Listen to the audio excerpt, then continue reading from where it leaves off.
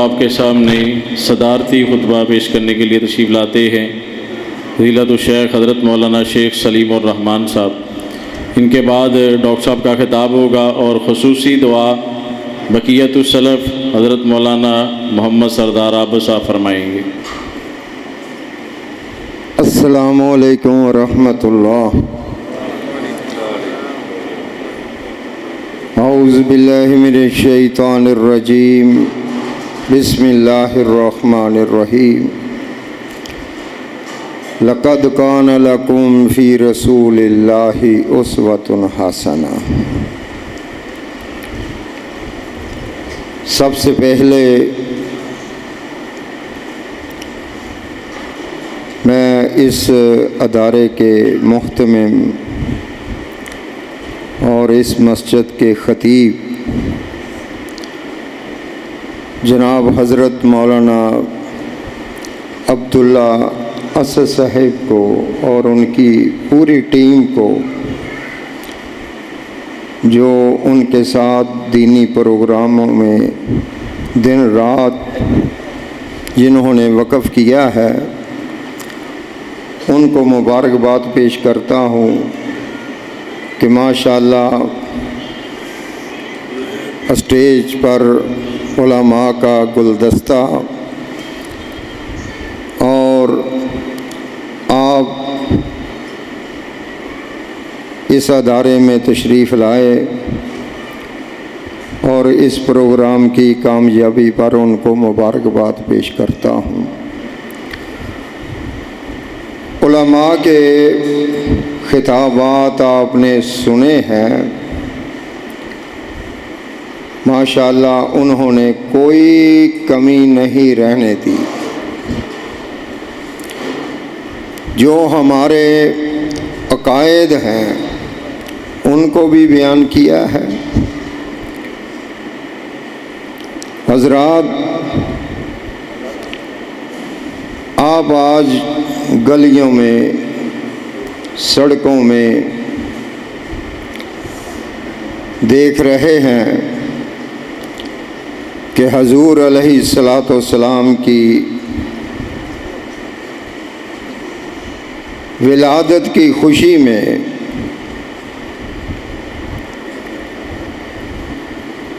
वो काम किया जा रहा है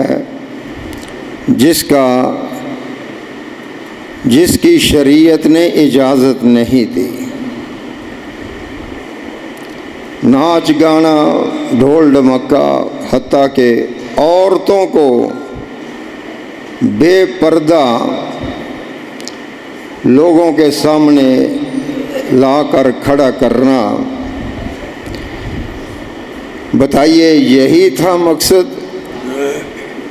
हमारे प्यारे पैगंबर जनाब मुहम्मदुर रसूलुल्लाह सल्लल्लाहु अलैहि वसल्लम की आमद का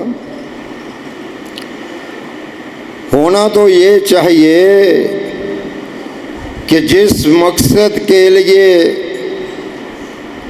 हजूर तशरीफ़ लाए हैं, उलमा ने बयान किया है कि लोगों को जहालत के अंधेरों से निकाल कर कुरान और सुन्नत की रोशनी का रास्ता दिखलाया। उस रास्ते को इख्तियार किया जाता, उस बात को इख्तियार किया जाता।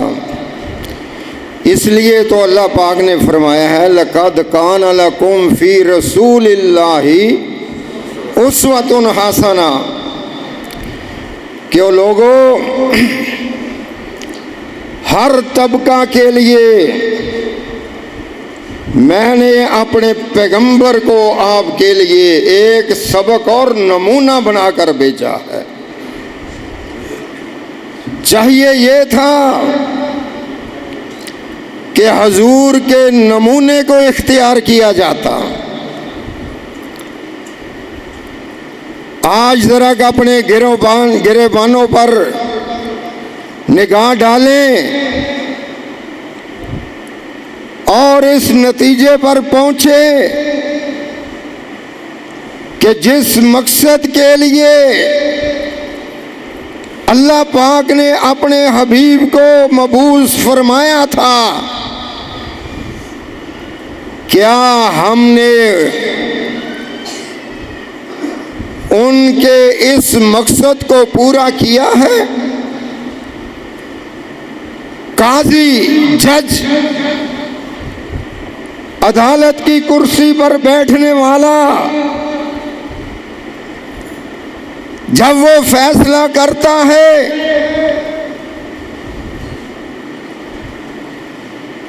तो उसने कभी सोचा है कि वो मस्जिद नबवी का काजी, मस्जिद नबवी का जज किस तरह फैसले करता है? क्या मेरे भी फैसले उसी तरह हैं? जवाब नफी में आएगा। अपने घरों में देखो, तुम बाप हो, तुम्हारी औलाद है, तुम्हारी बेटियां हैं, और आपने भी देखना है कि अल्लाह के सोने महबूब भी बाप बनकर आए थे और उन्होंने अपनी बेटियों को किस तरह की तरबियत की, और जब उन्होंने अपनी बेटियों को अपने घरों से अलविदा किया है, क्या हमारे तरीके भी वही है? जवाब नफी में आएगा कि जिस तरह इमामुल अंबिया जनाब मुहम्मदुर रसूलुल्लाह सल्लल्लाहु अलैहि वसल्लम ने बेटियों के साथ किया है, हमने उस तरह का तरीका नहीं अपनाया। हजूर भी यतीम बनकर आए, यतीमों के बारे क्या हुक्म दिया? क्या हम उस तरह करते हैं?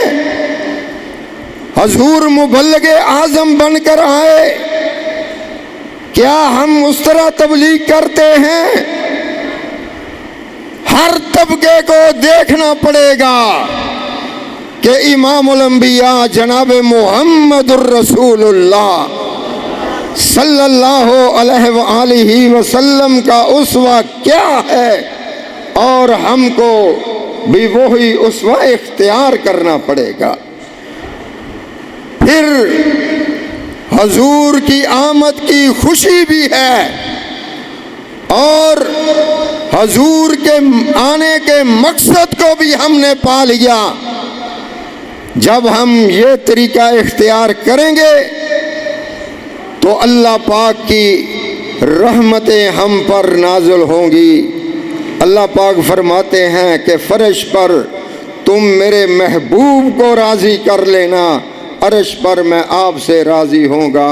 आखिर दावाना अनिल हम्दुलिल्लाहि रब्बिल आलमीन।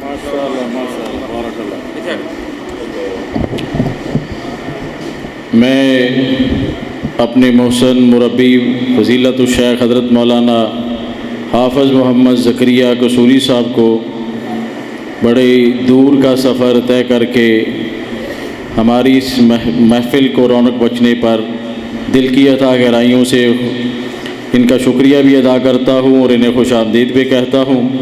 इनके हमरा चौधरी मोहम्मद अब्दुल्ला सयाल साहब तशरीफ़ लाए, उन्हें भी खुश आमदीद कहता हूँ। कारी अब्दुल हफीज़ साहब तशरीफ़ लाए, आपको भी खुश आमदीद कहता हूँ।